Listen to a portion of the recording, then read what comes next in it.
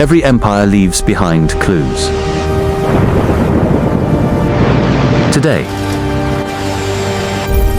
we're following the evidence. In a world that never sleeps, hyperconnectivity drives global markets, moving trillions of dollars in seconds through a vast, invisible network.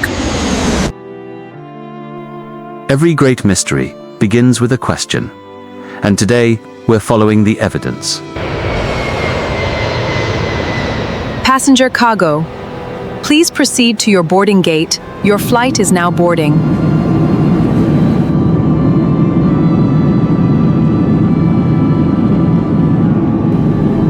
Welcome to AlphaBetaCharlie, and today, we're opening the evidence. Ladies and gentlemen, this is your pilot speaking. We have some good news. There is no turbulence ahead.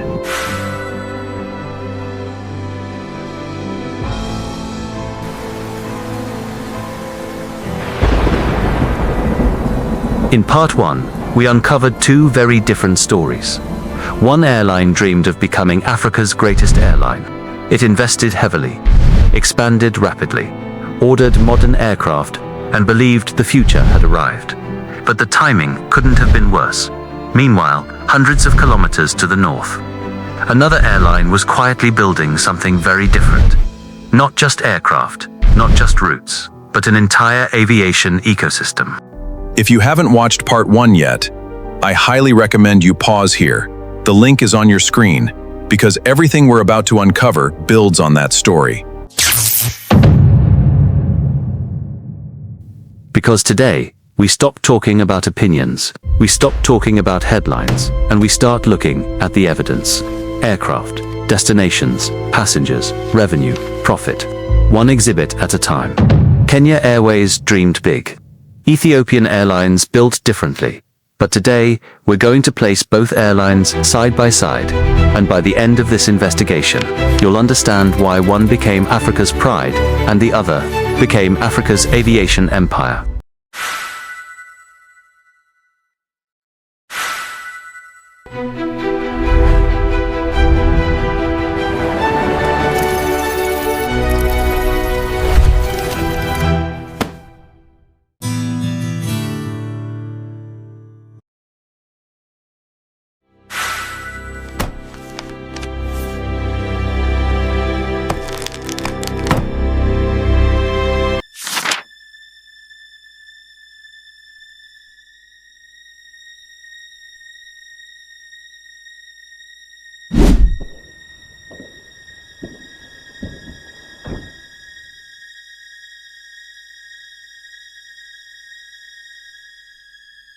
And before we open the first file, if you enjoy African documentaries like this, hit the like button.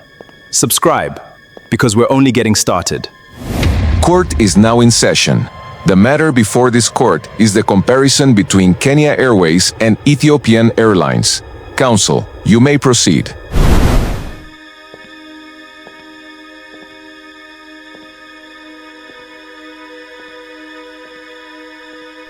Ladies and gentlemen of the jury, opinions are interesting.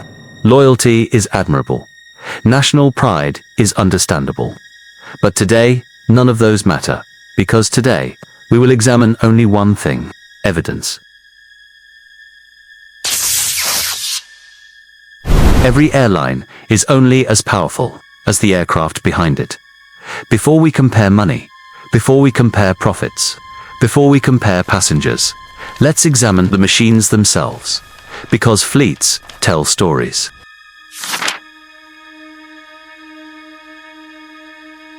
This is Kenya Airways' flagship, the Boeing 787 Dreamliner. It represents Kenya's ambition, long-haul capability, fuel efficiency, passenger comfort. The aircraft that Project Mawingu hoped would connect Nairobi to the world. For regional Africa, Kenya Airways depends heavily on another workhorse, the Boeing 737-800, reliable, efficient, proven. Then comes the Embraer E190, smaller, more flexible, perfect for routes where larger aircraft simply wouldn't make economic sense. Cargo exists. But notice something. It isn't the center of Kenya Airways' strategy, at least, not yet. Looking at this fleet, there's nothing weak about it. In fact, most African airlines would be proud to own it.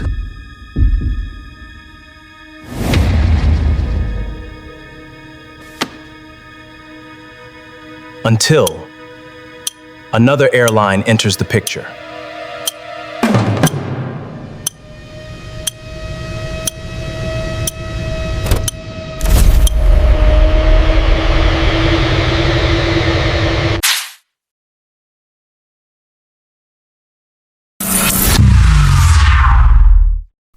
Before we count aircraft, before we compare revenue, before we look at destinations, we need to understand what kind of fleet Ethiopian Airlines has built. Because not every aircraft is designed for the same mission. Some are built to connect continents, some are built to dominate regional Africa, and others are built to carry the cargo that keeps an airline profitable. This isn't just a collection of airplanes, it's a carefully engineered aviation ecosystem. At the very top sits the Airbus A350-1000. This is Ethiopian Airlines' flagship, their largest and most modern passenger aircraft, built for ultra-long-haul routes, carrying hundreds of passengers across continents with exceptional fuel efficiency. These aircraft represent prestige, capability, and the future of long-distance travel. The backbone of Ethiopia's Airbus fleet is the A350-900. 22 of them, combining long-range passenger comfort and lower operating costs, whether flying from Addis Ababa to Europe, Asia, or North America. These aircraft are among the airline's most valuable assets. Next comes the Boeing 787-8 Dreamliner, 20 aircraft. The Dreamliner revolutionized long-haul travel with its fuel-efficient design, quieter cabin, larger windows, and improved passenger experience. It's an aircraft built to connect Africa with the world. The larger 787-9 takes that capability even further. More passengers, greater range, and increased revenue potential on busy international routes. Together, the Dreamliner family forms one of the strongest long-haul fleets in Africa. Then comes the Boeing 737-300ER, a true heavyweight, larger capacity, longer routes, designed for markets where demand is exceptionally high. This is the aircraft airlines deploy when they expect full cabins and strong international traffic. Completing the long-range fleet is the 777-200LR. The letters LR stand for long range. These aircraft can fly extraordinary distances, allowing Ethiopian Airlines to connect Addis Ababa directly with cities thousands of kilometers away. Without stopping, look at this fleet carefully. Every aircraft has a purpose. Every model fills a different role.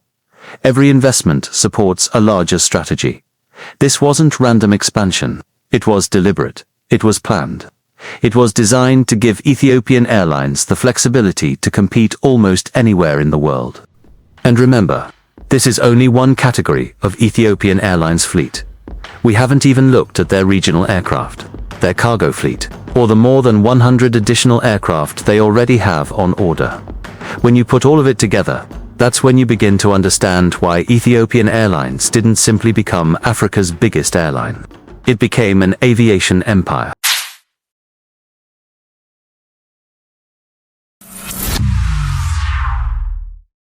Long-haul aircraft may capture the headlines, but no airline becomes a global powerhouse without first dominating its own region.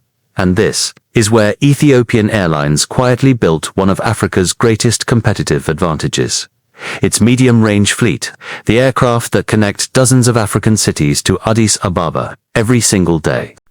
The first workhorse is the Boeing 737-800, 19 aircraft form the backbone of Ethiopia's regional network, reliable, efficient, and perfectly suited for high-frequency routes across Africa. Whether it's Nairobi, Kigali, Lusaka, Dar es Salaam, or Johannesburg, these aircraft keep passengers moving into Ethiopia's global network. But Ethiopian didn't stop there. It invested heavily in the next generation. 29 Boeing 737 MAX. Aircraft, quieter engines, lower fuel consumption, longer range, and lower operating costs. Every flight saves money. Every saved dollar strengthens the airline's competitiveness. It's not just a newer aircraft, it's a smarter business decision. For routes where passenger demand is lower, Ethiopian relies on 4 Boeing 737-700NG, smaller than their larger siblings, but extremely versatile. They allow the airline to serve markets that would otherwise be uneconomical with larger aircraft. In aviation, flexibility is often just as valuable as size. Then there's a very different aircraft, the Boeing 737-800 business jet, or BBJ, unlike the others. This isn't designed for scheduled passenger service. It's configured for VIP and executive transport, a symbol of flexibility, prestige, and strategic capability within the fleet. Taken individually, these aircraft may not seem extraordinary, but together, they perform a mission that few passengers ever think about. Every day, they collect travelers from cities across Africa and bring them into Addis Ababa. From there, passengers seamlessly connect onto long-haul flights bound for Europe, Asia, the Middle East, and North America. This isn't just a fleet, it's a carefully designed feeder network, one that transforms Addis Ababa from a regional airport into one of the world's most important aviation hubs.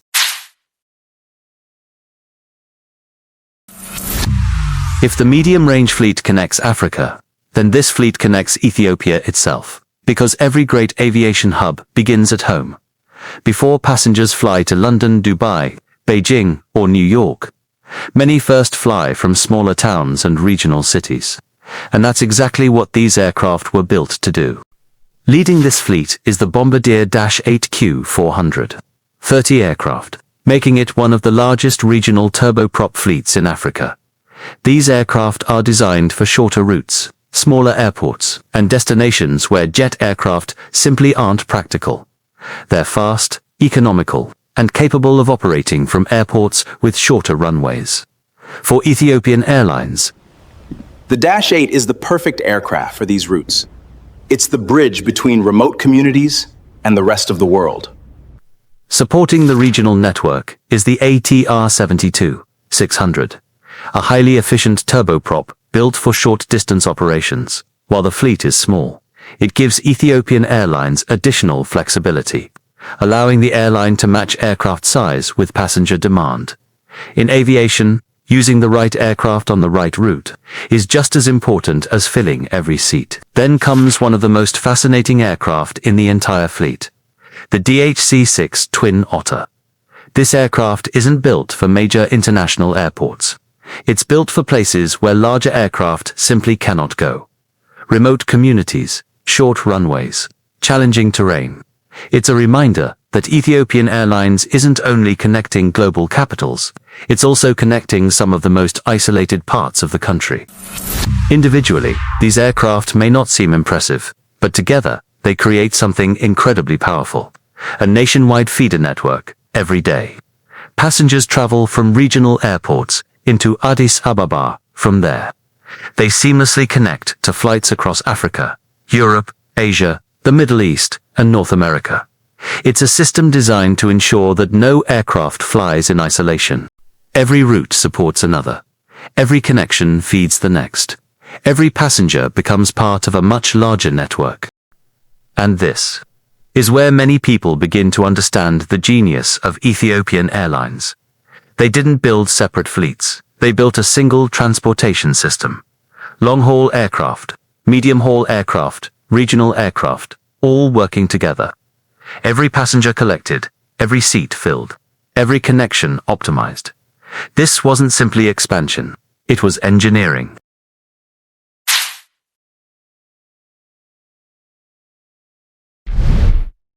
But passengers were only one side of the business. Because while most people looked at Ethiopian Airlines and saw travelers, management saw something else. Something that flies day and night. Whether tourists travel or not, cargo. And that decision would become one of the greatest competitive advantages in African aviation. Until now, we've been talking about passengers. People traveling for business, tourism, family. But here's something many people don't realize. Some of the world's most successful airlines don't rely only on passengers. They move something else. Goods, medicine, electronics, fresh flowers, machinery, humanitarian aid, high value, cargo. And Ethiopian Airlines understood something many competitors didn't. Passenger demand rises and falls. Cargo never stops moving. At the heart of Ethiopian's cargo operation is the Boeing 777-200 LR freighter. 12 dedicated long-range cargo aircraft. These are not passenger planes converted into freighters. They were purpose-built to move enormous volumes of cargo across continents, from Addis Ababa to Europe, Asia, the Middle East, and beyond. Every flight carries products that keep global supply chains moving. This is the flagship of Ethiopian's cargo empire. Supporting those intercontinental giants are two Boeing 767-300 freighters, slightly smaller, but incredibly versatile. They serve medium-range cargo markets, balancing capacity with efficiency. These aircraft help Ethiopian Airlines connect regional trade with its global logistics network. Then comes the smallest member of the cargo family, the Boeing 737-800 special freighter, for aircraft dedicated to short-haul cargo operations. Fast, flexible, cost-effective, perfect for distributing freight across Africa, feeding larger cargo hubs, and keeping supply chains moving every single day. Together, these aircraft create something few African airlines possess: a dedicated cargo network, long-range freighters, medium-range freighters, regional freighters, every aircraft serving a specific purpose. Every route strengthening the network. Every shipment generating revenue, whether passenger demand is high or low. This is one of the biggest reasons Ethiopian Airlines became so resilient when passenger numbers slow. Cargo keeps flying. When tourism declines, global trade continues. Medicines still need to be delivered. Factories still need spare parts. Online orders still have to reach customers. Cargo doesn't replace passenger revenue. It complements it. It stabilizes it. It gives the airline another powerful engine of growth. And suddenly, the picture becomes much clearer. Ethiopian Airlines wasn't building one business. It was building several businesses, all supporting one another. Passenger travel, cargo logistics, aircraft maintenance, pilot training, ground handling. Every part making the others stronger. This wasn't simply an airline anymore. It was becoming an aviation ecosystem. But even the world's best cargo fleet means very little if you don't have somewhere to send it. So the next question is simple. Just how far does Ethiopian Airlines actually reach? Because this is where the map begins to tell an extraordinary story.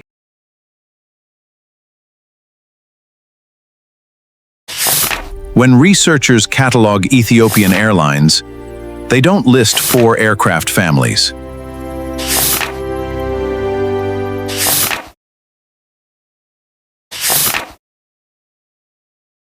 They list page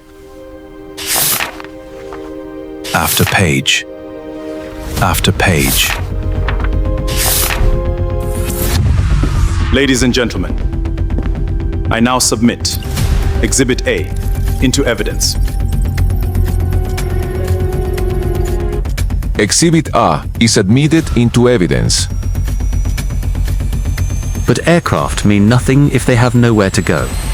So let's look at destinations. This is where the map begins telling a very different story.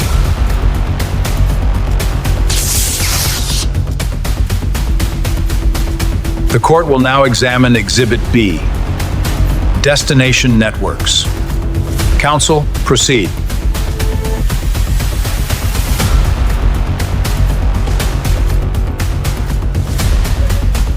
Ladies and gentlemen, owning aircraft means absolutely nothing if you don't know where to send them, because airplanes don't create empires, networks do.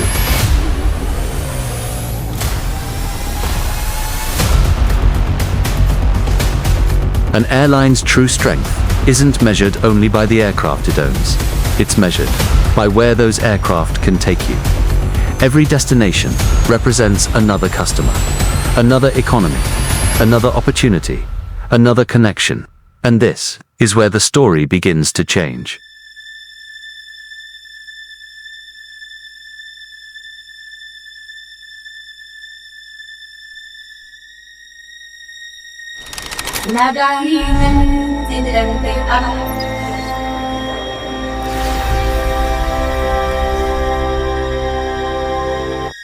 Kenya Airways built an impressive network around Nairobi, East Africa, Southern Africa, West Africa, Europe, the Middle East, Asia. For many years, Nairobi became one of Africa's most important gateways. A traveler from Lusaka could connect through Nairobi to London. A passenger from Kigali could continue to Mumbai. Someone flying from Entebbe could reach Paris. Kenya Airways wasn't just serving Kenya, it was connecting Africa to the world. And for a long time, that strategy worked. Your Honor, the prosecution submits that Kenya Airways built an excellent network, a network worthy of respect. But this court must determine whether it was enough. Then, we examine Ethiopian Airlines. At first glance, the maps look similar. Africa, Europe, Asia, the Middle East, North America, South America. But look more carefully. Ethiopian Airlines wasn't asking, where should we fly next? It was asking, how do we make Addis Ababa the place where the world connects? Suddenly, passengers traveling between continents began connecting through Addis Ababa, Europe to Africa, North America to Africa, even South America through Africa. This strategy has a name, the hub-and-spoke model. Instead of flying every city directly to every other city, passengers first travel to one central hub. From there, they connect almost anywhere in the world. Every new route added to Addis Ababa increased the value of every existing route. One connection became hundreds, hundreds became thousands, and the network grew exponentially.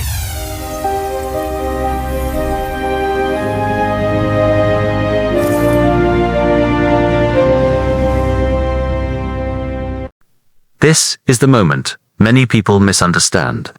Ethiopian Airlines didn't become larger because Ethiopia is a larger travel market. It became larger because it convinced travelers from around the world to pass through Addis Ababa. It wasn't selling Ethiopia. It was selling connections.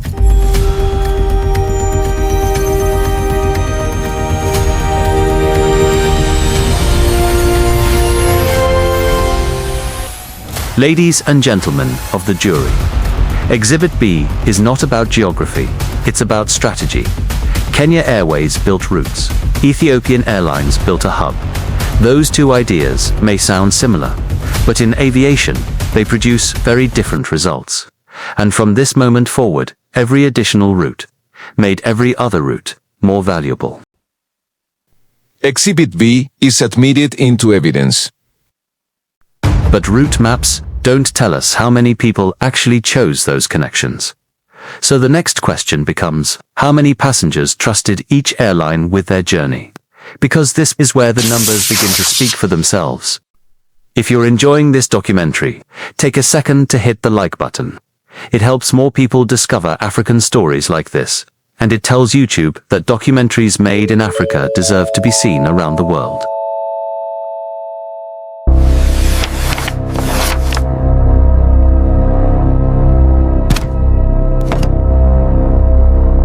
The court will now examine Exhibit C. Passenger traffic. Counsel, proceed.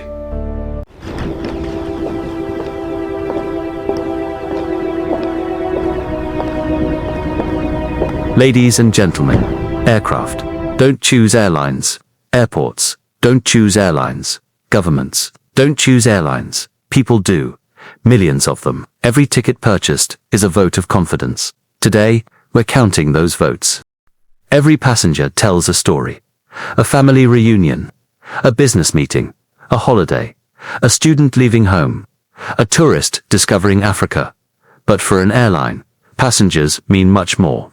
They represent trust, revenue, market reach, and the strength of an entire network. So, Let's examine the evidence.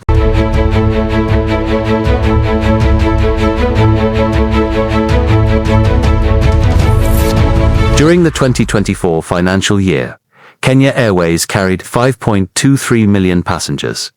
That's more than 5 million people choosing Kenya's national airline. A remarkable recovery, one that reflects renewed confidence, stronger operations, and years of determined restructuring. Every passenger represented another seat filled, another route supported, another step toward recovery. 5 million passengers is not failure, it's not weakness. It's a successful airline, one that millions of people trust every year. But this court must now examine the other side.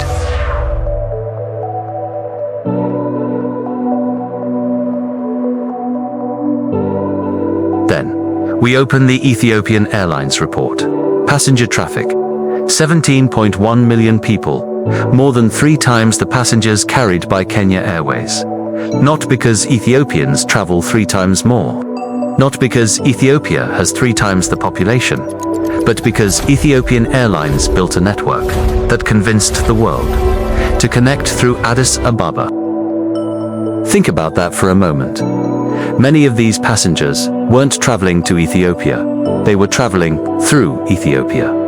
London to Johannesburg, Mumbai to Lagos, Dubai to Harare, Amsterdam to Nairobi. Addis Ababa became one of the world's great connecting hubs. Ladies and gentlemen, the evidence doesn't lie. Every boarding pass is a decision. Every passenger is a vote. And in 2024, over 17 million people voted for Ethiopian Airlines. That isn't luck. That isn't coincidence. That's the result of decades of strategic planning. And we've only examined the passengers. Exhibit C is admitted into evidence.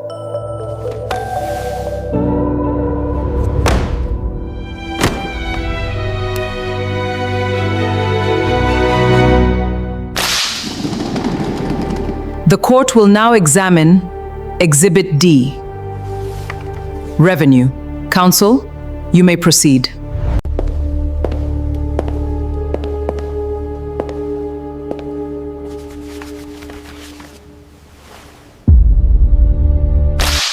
Ladies and gentlemen, people often judge airlines by the aircraft they see, the uniforms, the airports, the advertisements.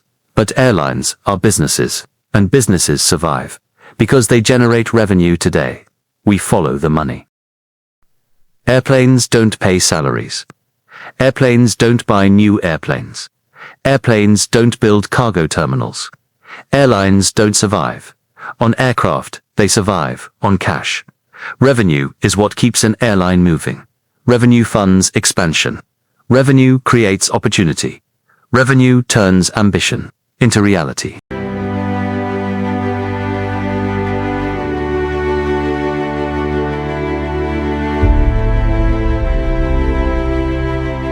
Let's begin with Kenya Airways. During the 2024 financial year, the airline generated 188.5 billion Kenyan shillings. That's approximately 1.46 billion US dollars. An impressive achievement. It reflects a strong recovery, increasing passenger demand and renewed operational performance. Kenya Airways had found its footing again.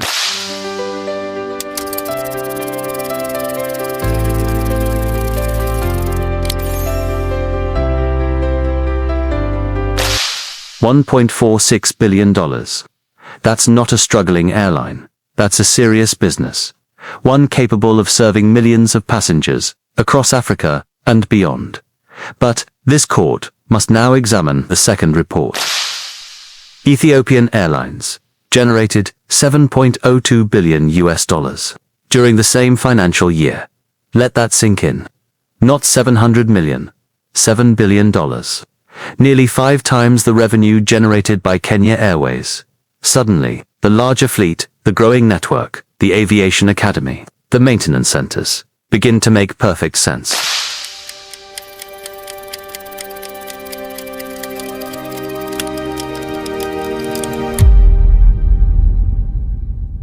More revenue creates more investment. More investment creates more aircraft, more passengers generate more revenue, and the cycle begins again. Ladies and gentlemen, the evidence is beginning to connect. Bigger fleets create bigger networks. Bigger networks attract more passengers, generate more revenue, and more revenue finances even bigger ambitions. This isn't luck, it's a system. And the system is working exactly as it was designed. Exhibit D is submitted into evidence.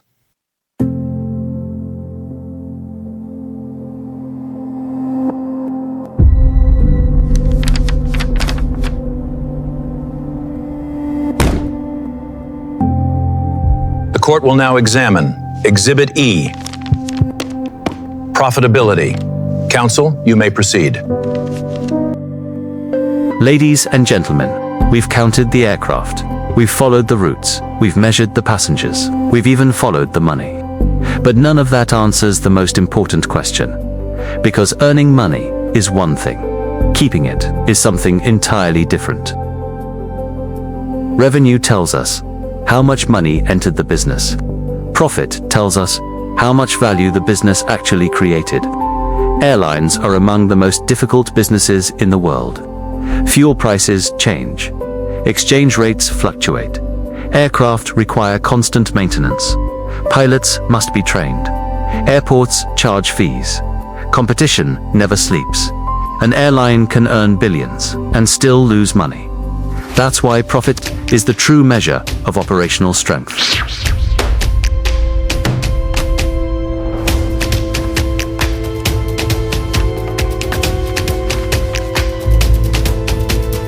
After years of financial restructuring, Kenya Airways achieved something many thought would take much longer.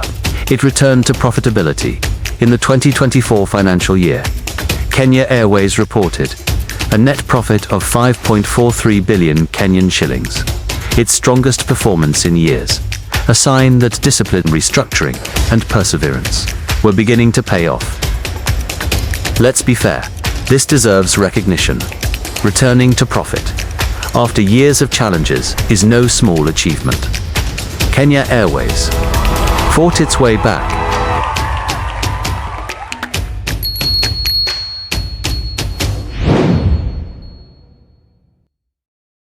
Then, we examine Ethiopian Airlines during the same financial year. The airline reported a net profit of approximately $1.14 billion. Not simply a profitable airline, but one of the strongest financial performances by any airline in Africa, and perhaps more importantly, profit that could be reinvested into future growth.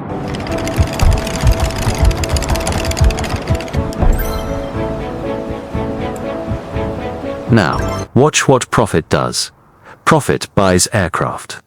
Aircraft open new routes. New routes attract more passengers. More passengers generate more revenue. More revenue creates more profit, and the cycle begins again. This is no longer growth. This is momentum. More revenue creates more investment. More investment creates more aircraft. More passengers generate more revenue, and the cycle begins again. This is where the investigation changes. The evidence is no longer telling us which airline is bigger. It's telling us why one airline kept getting bigger. Because every profitable year funded the next chapter. Every successful investment created another opportunity. Ethiopian Airlines wasn't chasing growth. It had built a machine that produced growth. Ladies and gentlemen, the prosecution has one final financial observation. Revenue impresses, but profit empowers. Because profit gives an airline choices. The choice to expand, the choice to invest, the choice to innovate, the choice to survive difficult years. And after examining 5 separate exhibits, one conclusion is becoming impossible to ignore. Ethiopian Airlines didn't simply build a bigger airline. It built a better system. Exhibit E is admitted into evidence. 5 exhibits. 5 pieces of evidence. 5 different comparisons, and remarkably, every one of them points to exactly the same conclusion. The question now is no longer who is bigger. The question is, why?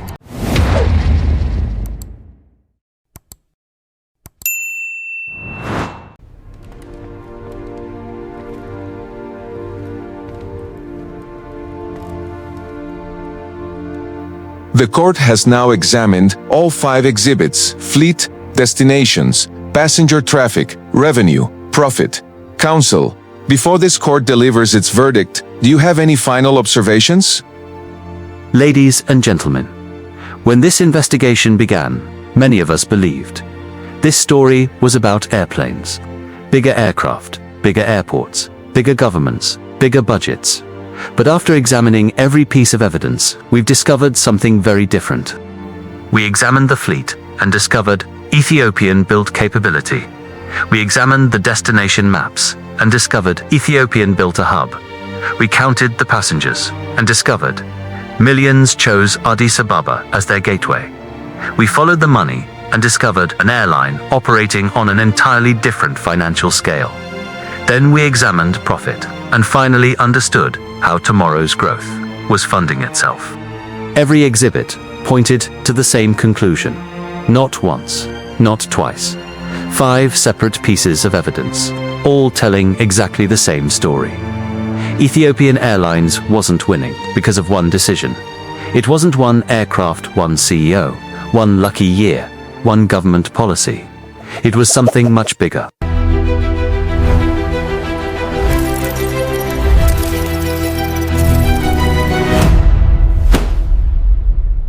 Great companies don't build success, they build systems that keep producing success.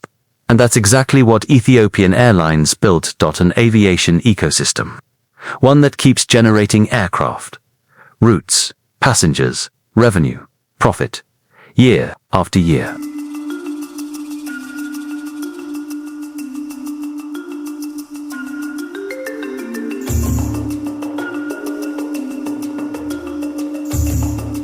Ladies and gentlemen, the prosecution has only one final statement. Ethiopia didn't simply build Africa's largest airline, it built Africa's most complete aviation system, and that changed everything. Having examined all evidence presented, this court finds that Ethiopian Airlines' greatest competitive advantage was never its fleet, it was never its airport, it was never its size. This court finds that Ethiopian Airlines built a system capable of producing sustained growth. The evidence speaks for itself.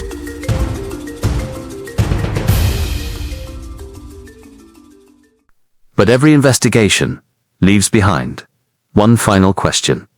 If Ethiopian Airlines built an empire, can Kenya Airways still catch up? Is the gap simply too large, or is there still a blueprint Kenya can follow? That's exactly where our investigation continues. Is the gap simply too large? Or is there still a blueprint Kenya can follow?